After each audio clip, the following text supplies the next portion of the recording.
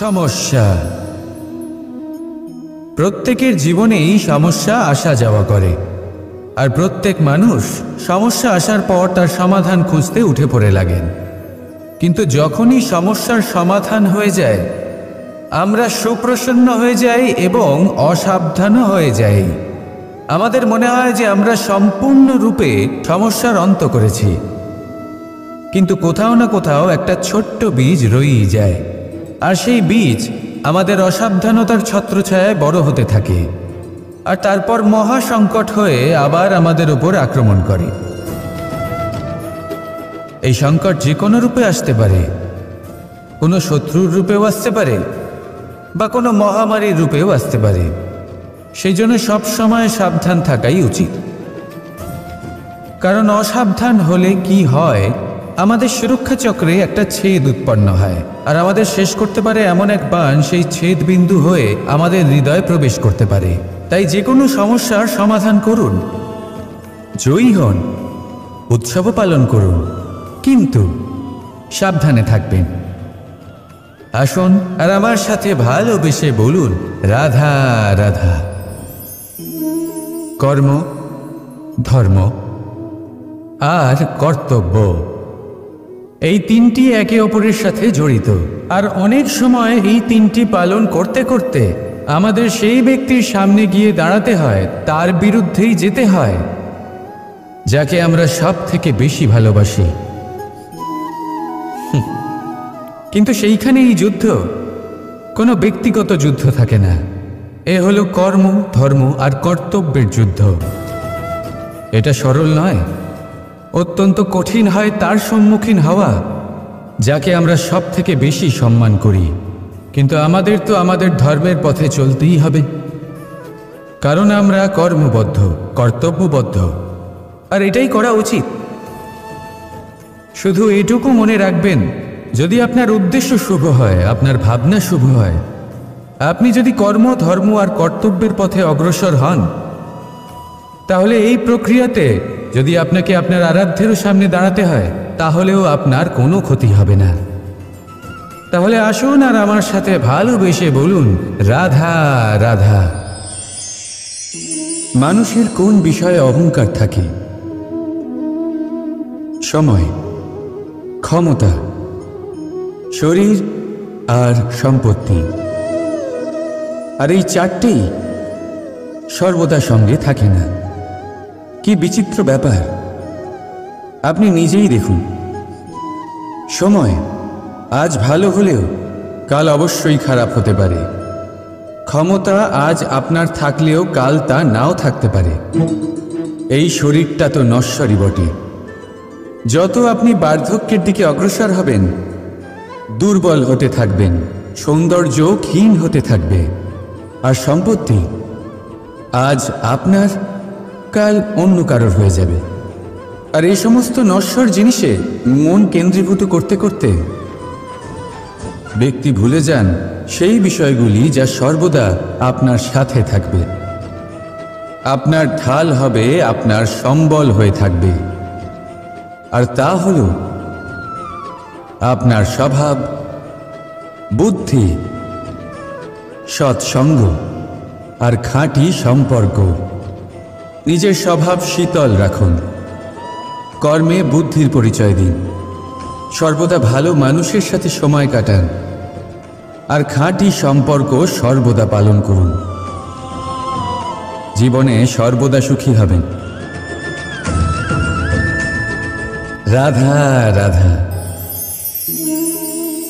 আমরা কর্ম করি, আর সেই কর্ম অনুসারে আমাদের তার ফল প্রাপ্ত হয়। এখন এই কর্ম আরও শ্রেষ্ঠ হতে থাকে, আমরা আরও প্রেরিত হতে থাকি। তার জন্য আমরা বড় বড় জ্ঞানীদের থেকে প্রভাবশালী, প্রেরণাদায়ক ব্যক্তির সাথে দেখা করার চেষ্টা করি, দেখা করিও। নিজের কর্মের বিষয়ে বিচার করি, আলোচনা করি, তাই তো?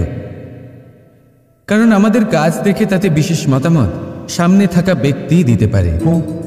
কিন্তু এই পুরো চক্রতে সংসারের সব থেকে গুরুত্বপূর্ণ ব্যক্তির সাথে কথা বলতে আমরা ভুলেই যাই। আপনি কি জানেন সংসারের সব থেকে গুরুত্বপূর্ণ ব্যক্তি কে? স্বয়ং আপনি। হ্যাঁ, আপনি সে। আপনি জীবিত আছেন, তাই এই সংসার জীবিত আছে। আপনি হলেন আপনার সমস্ত কর্মের কেন্দ্র। তাই এবার থেকে প্রতিদিন একটু সময় নিজের জন্য বের করে নিজের সাথে কথা বলুন। নিজেকে বুঝুন, নিজের কর্মকে বুঝুন। কিছু প্রশ্ন আসবে, কিছুর উত্তর পাবেন।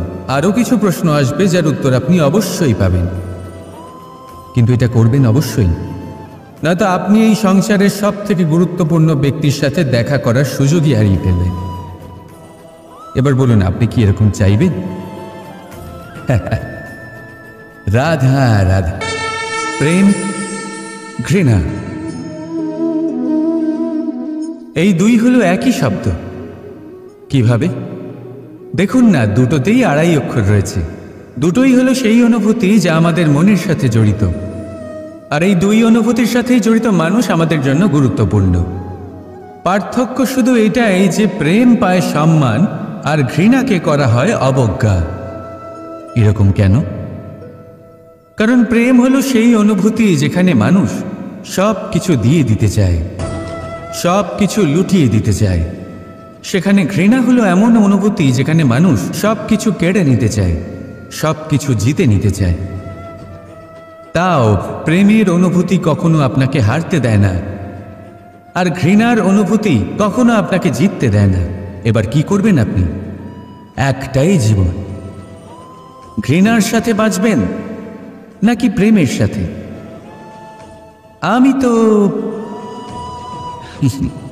প্রেমকেই চয়ন করব। রাধা রাধা। পাওয়া এবং হারিয়ে ফেলা, এই দুই হলো জীবনের অভিন্ন অঙ্গ। আমরা যেমন কিছু পেয়ে থাকি, তেমন কিছু হারিয়েও থাকি। কিছু স্বপ্ন সার্থক হয়, আবার কিছু লক্ষ্য অপূর্ণই থেকে যায়। জীবনে এটা হয়েই থাকে, প্রত্যেকের জীবনেই এটা হয়ে থাকে। কিন্তু কারোর সাথে দেখা হলে আমরা কি ধরনের কথা বলি? আমরা সেই কথাই বলি যা আমরা হারিয়েছি। নিজেও দুঃখ পাই, আবার সামনের মানুষটাকেও দুঃখ দিই। তার থেকে অন্যরকম কিছু করার চেষ্টা করুন, ধনাত্মক চিন্তা করার চেষ্টা করুন।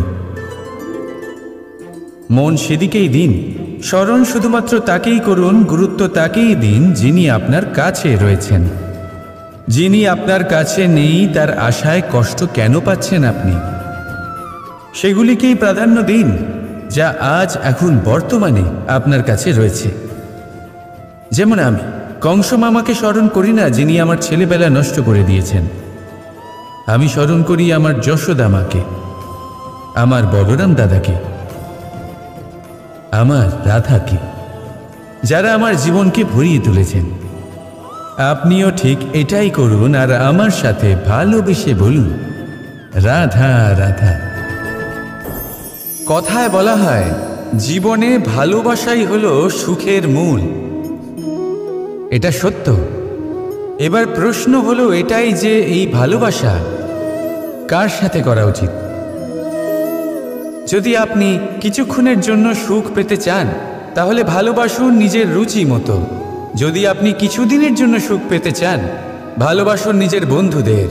যদি আপনি কয়েক মাসের জন্য, কয়েক বছর বা অনেক বছরের জন্য সুখী হতে চান, তাহলে ভালোবাসুন নিজের পরিবারকে, মাতা পিতা, নিজের সন্তান, স্বামী স্ত্রী, নিজের আত্মীয়দের।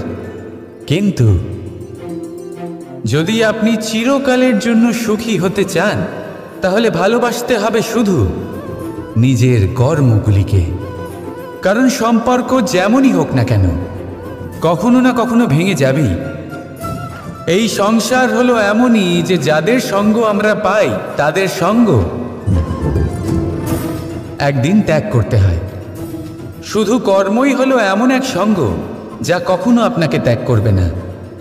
আপনার মৃত্যুর পরেও এই কর্ম আপনাকে বাঁচিয়ে রাখবে।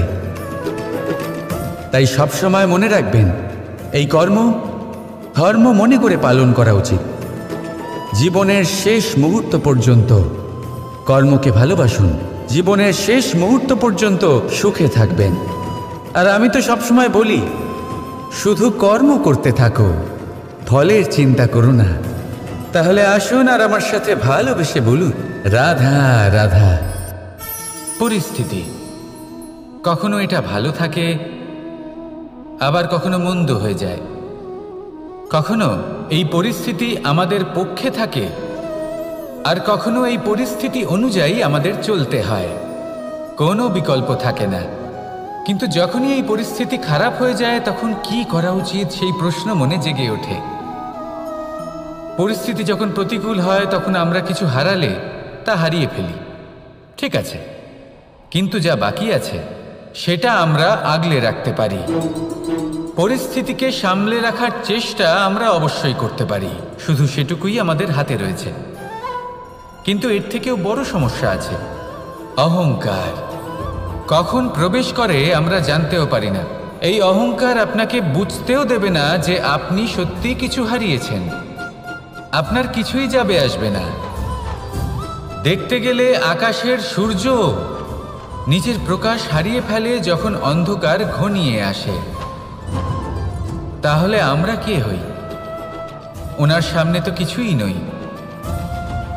এই অহংকার আমাদের দমন করতেই হবে।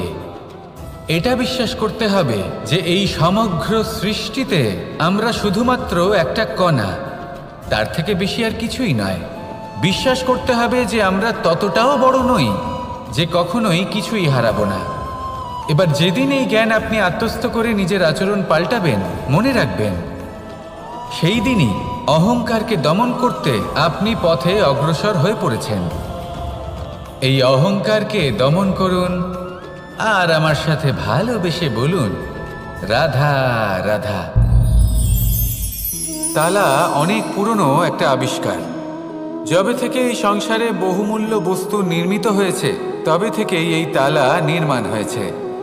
তবে থেকে এর ব্যবহার করা হয়েছে, যাতে উচিত সময় এলে পরে আমরা আমাদের বহুমূল্য জিনিসগুলো সুরক্ষিত রাখতে পারি এবং সময় এলে পরে বের করে সেগুলি ব্যবহার করতে পারি।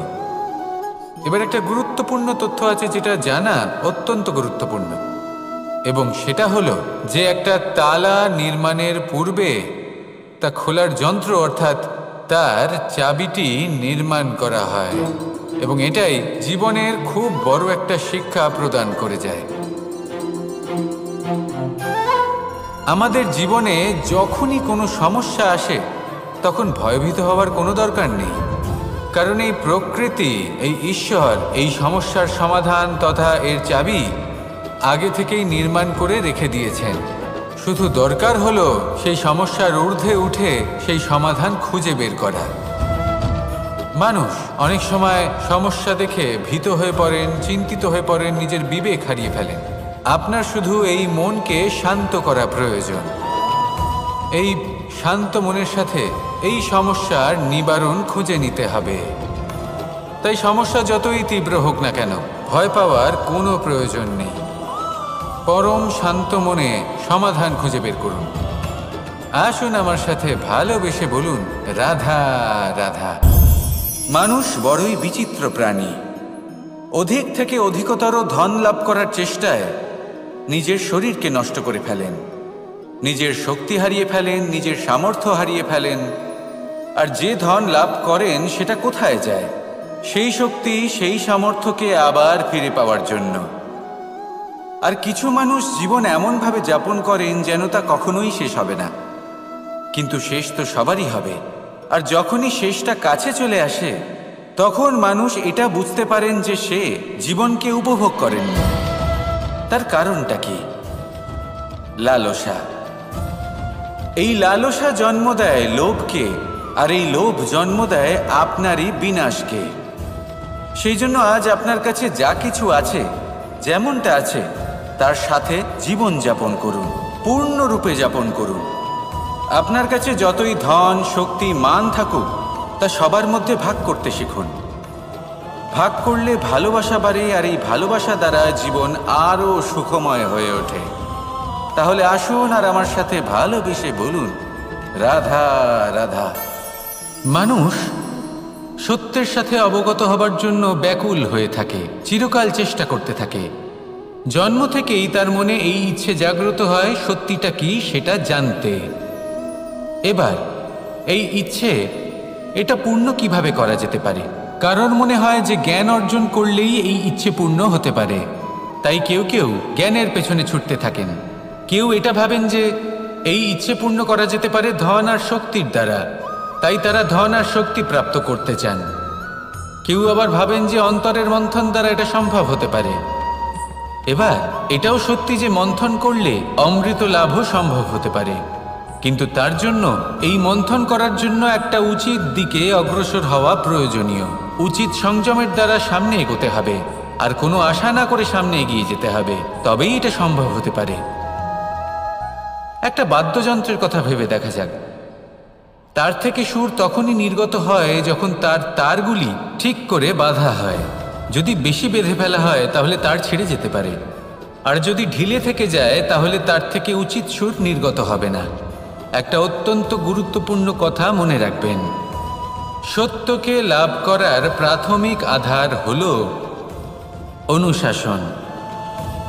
জীবনে এই অনুশাসন আনুন, সত্য আপনা আপনি আপনার কাছে চলে আসবে, আর এই মন প্রসন্ন হয়ে বলবে রাধা রাধা। জীবনে যখনই কোনো কঠিন কাজ আমাদের সামনে আসে তখন আমরা কারোর না কারোর থেকে সাহায্য চাই, যেটা উচিত। কিন্তু যদি যে কোনো ছোটোখাটো বিষয়ে আমরা সাহায্য চাইতে শুরু করি তাহলে কি হবে? তাহলে আমরা নিজেদের সামর্থ্য, নিজেদের যোগ্যতাকে কখনো বাড়তেই দেব না, না আমাদের শক্তি কখনো বাড়বে, কারণ এটা আমাদের অভ্যেস হয়ে যাবে। যাই ঘটুক আমরা কারোর থেকে সাহায্য চাইতে চলে যাব, এটাই আমাদের স্বভাব হয়ে যাবে। সেই জন্য আমাদের যেটা করা উচিত সেটা হলো যতক্ষণ না আর কোনো উপায় থাকছে ততক্ষণ আপনি কারোর থেকে সাহায্য চাইতে যাবেন না। চেষ্টা করুন, যা সংকট থাকুক, সমস্যা থাকুক, পরিস্থিতি যতই কঠিন হোক, নিজে সমাধান করতে চেষ্টা করুন। যতটা পারবেন আত্মনির্ভর হওয়ার চেষ্টা করুন।